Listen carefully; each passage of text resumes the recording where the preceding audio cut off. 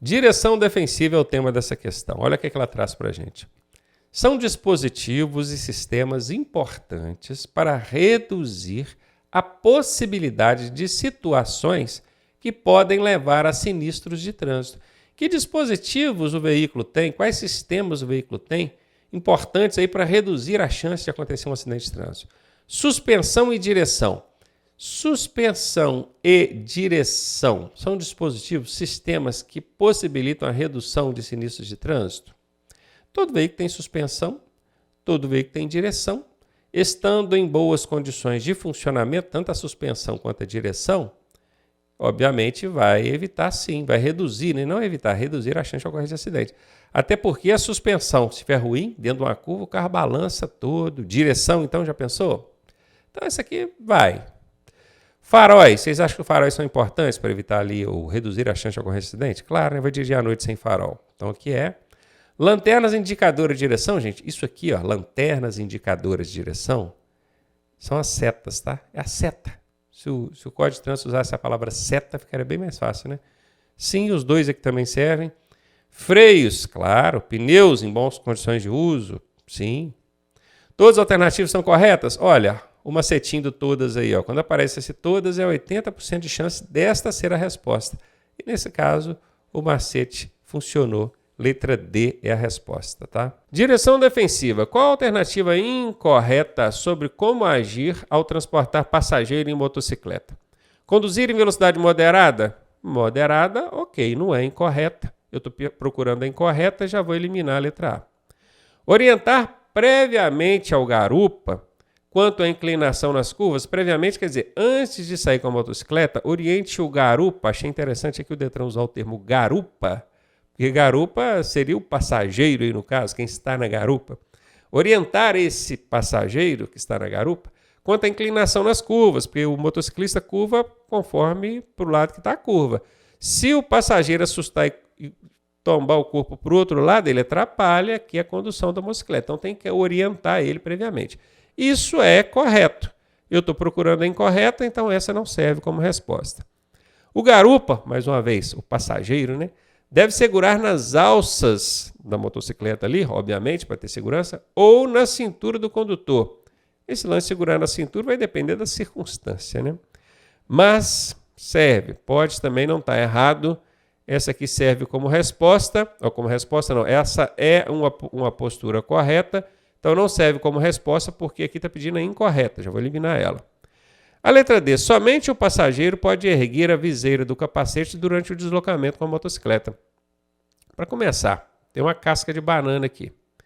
Casca de banana indica que tem 90% de chance dessa alternativa ser falsa, incorreta.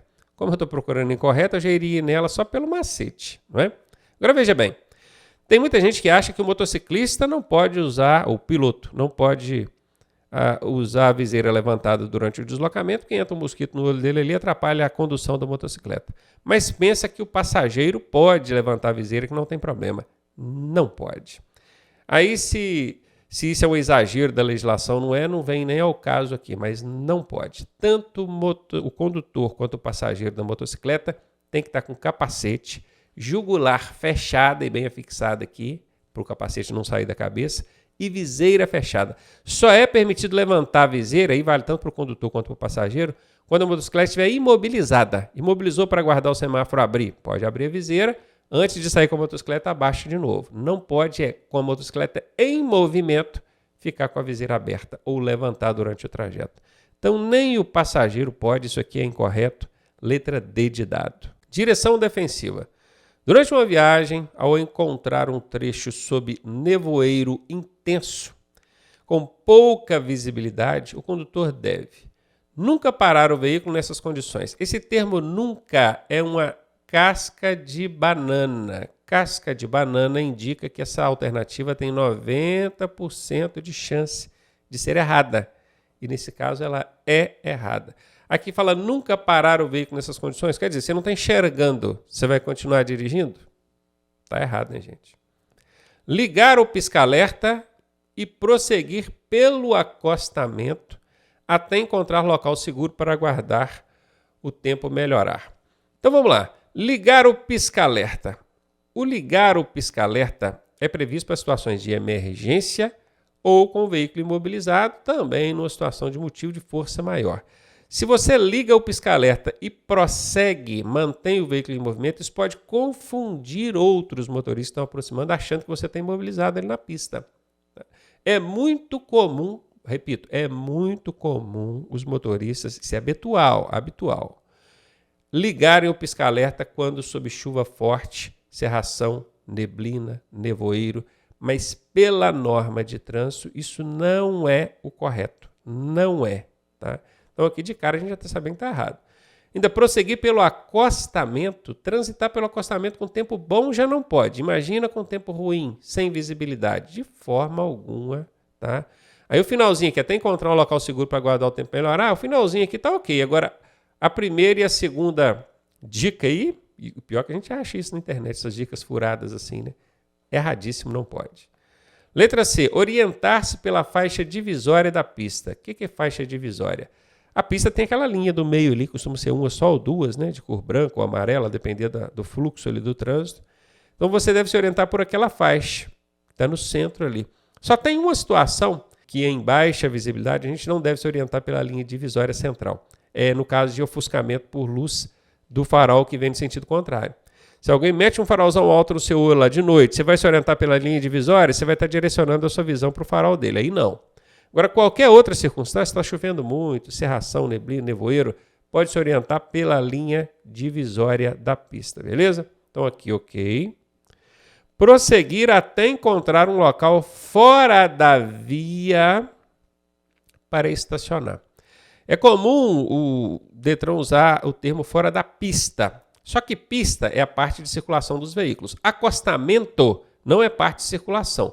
Então, quando ele usa aqui o termo pista, ele dá a entender que no acostamento eu poderia imobilizar e não pode.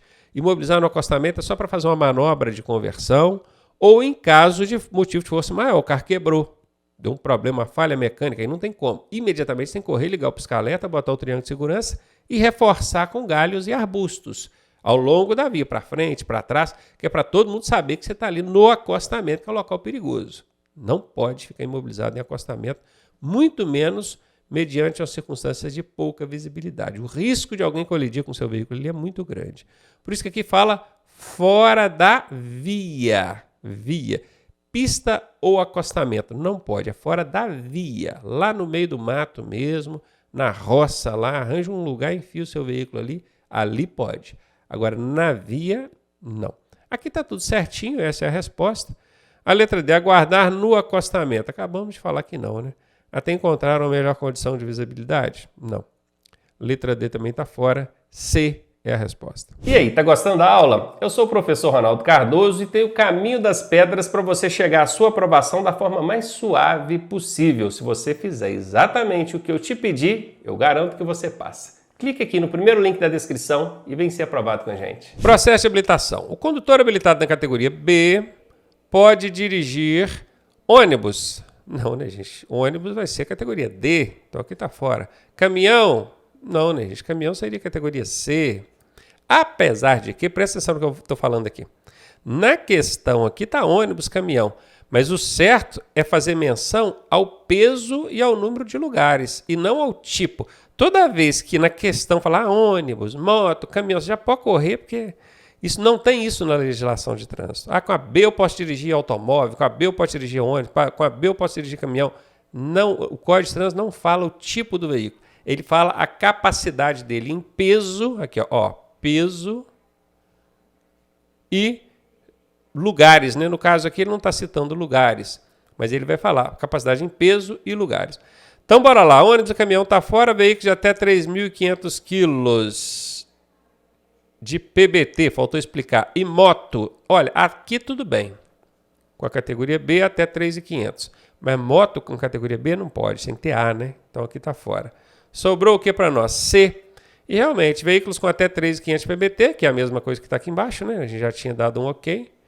E motor casa, que é aquele veículo casa. É um veículo casa que o pessoal usa para poder acampar, não é?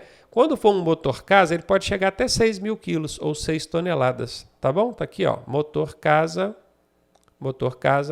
até 6 toneladas. Se não for um motorcar, se for um veículo normal mesmo, aí é até 3.500 kg de PBT. E observe que aqui nem mencionou lugares, mas poderia mencionar lugares também, tá? Porque a categoria B também tem essa distinção de lugares, que seria até 8 lugares.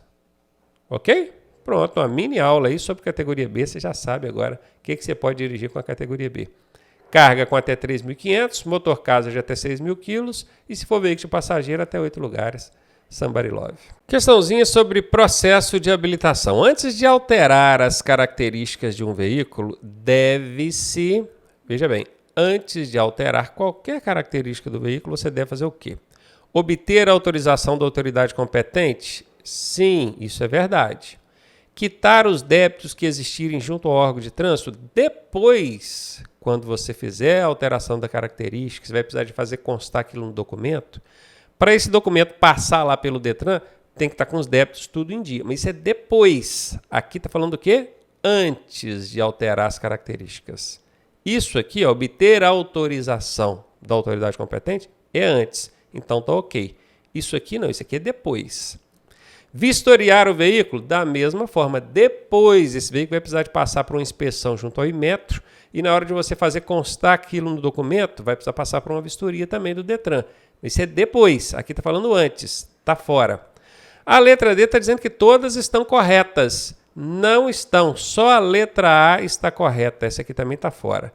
Professor, o senhor vive ensinando aí que quando aparece esse todas, é 80% de chance dessa ser a resposta. Exatamente, é um macetaço, ajuda muito, mas ele vai ser aplicado em 80% das vezes. De cada 10 vezes que você usar, 8 vai funcionar. É muito, né?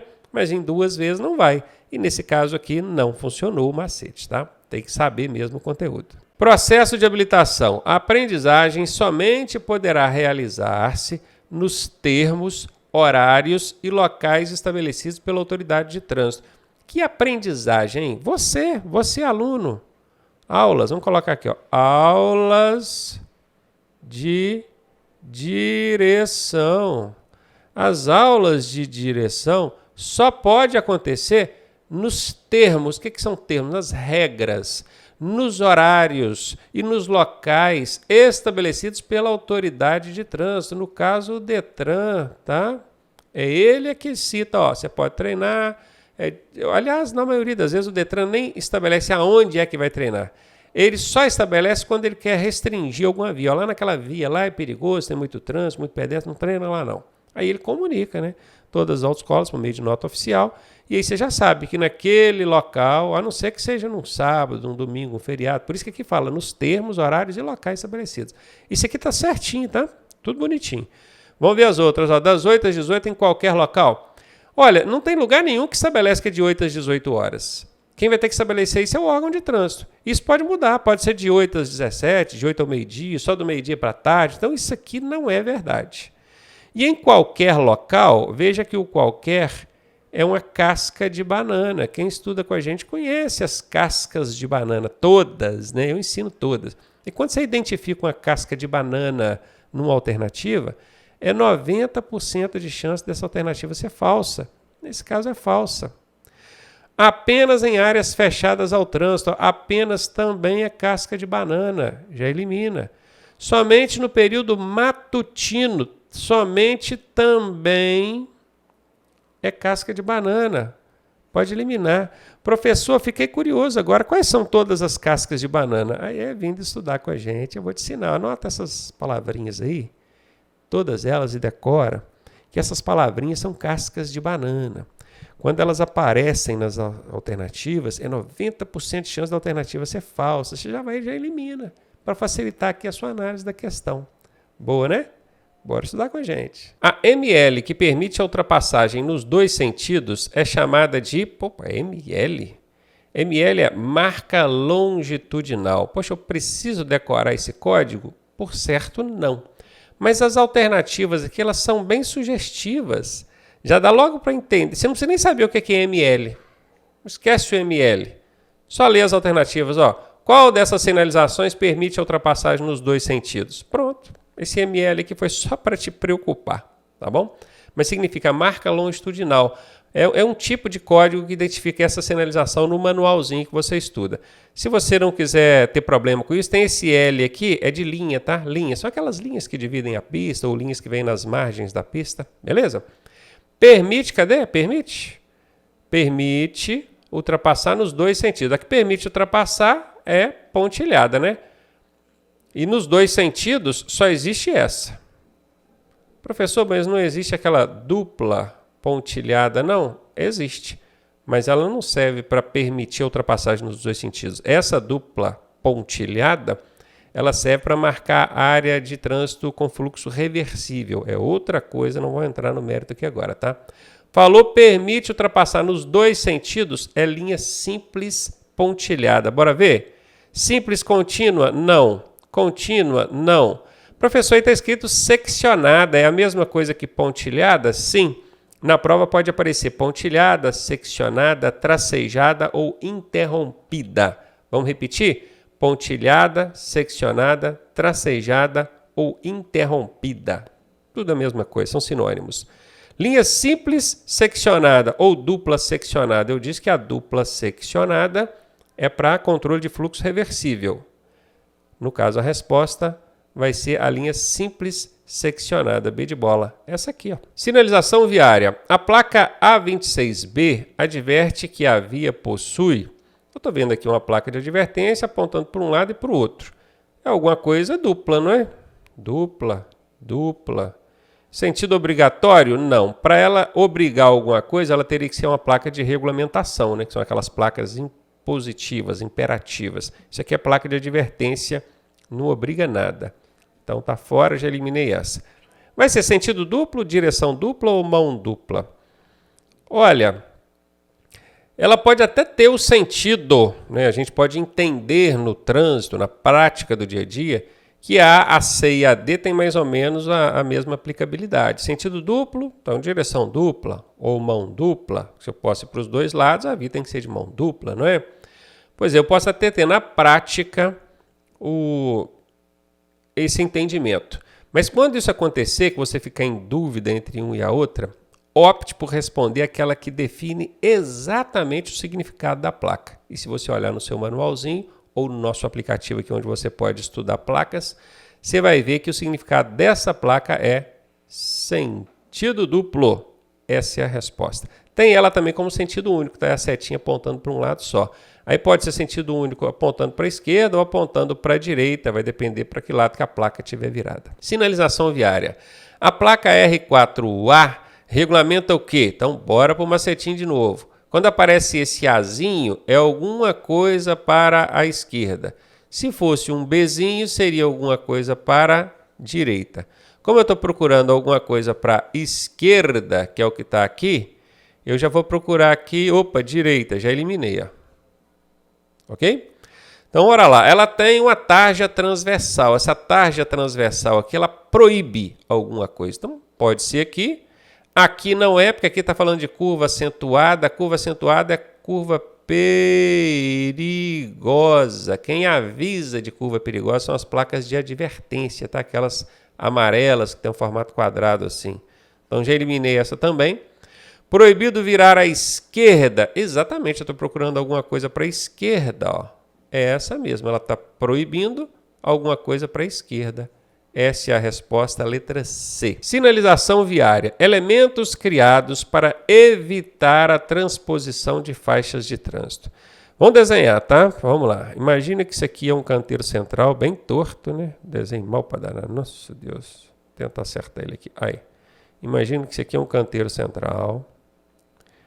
Do lado direito desse canteiro, nós temos faixas de trânsito divididas por linhas pontilhadas, tá? Todo mundo aqui está subindo, ok? E do lado esquerdo, nós também temos faixas de trânsito divididas por linhas contínuas. Todo mundo aqui está descendo. O que difere esse pessoal que está subindo do pessoal que está descendo? É que quem está subindo pode transpor faixa. Vamos mudar a cor aqui da minha caneta. Esses veículos que estão subindo, eles podem mudar de faixa de trânsito, porque aqui a linha é pontilhada. Ele vai para da direita, depois ele vem para do meio, depois ele vai para da direita, esquerda, meio, direita, né? Ele pode fazer essa transposição. Agora, quem está descendo não pode, porque a linha é contínua. Só que tem gente que desobedece. E aí, na ausência de um policial aqui, um agente fiscalizador para multar quem está transpondo a linha contínua, a engenharia de tráfego vem e coloca aqui uns dispositivos que são altos, né, bem difícil de você passar sobre eles, em cima da linha, né, coloca tanto aqui quanto aqui, tá? Coloca esses dispositivos, esses elementos aqui, para dificultar, para você não ter como transpor de lá para cá e de cá para lá. Esses elementos aqui que eu desenhei de amarelo, isso aqui é que a questão está querendo saber. Elementos criados para evitar, na verdade, dificultar, né? Porque tem gente que ainda consegue passar, mesmo tendo um elemento ali. Para dificultar a transposição de faixa de trânsito. Como é que eles chamam? Dispositivos de canalização, sinalização de alerta, marcador de perigos ou marcador de alinhamento. Marcador de alinhamento é só pintura. Marcador de perigo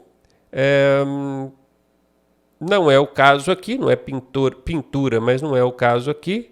Sinalização de alerta também não é. Dispositivos de canalização. Essa é a resposta. Esses elementos aqui que o pessoal costuma chamar de tachões, alguns chamam de tartarugas refletivas, né? São chamados de dispositivos de canalização. Letra A, a resposta.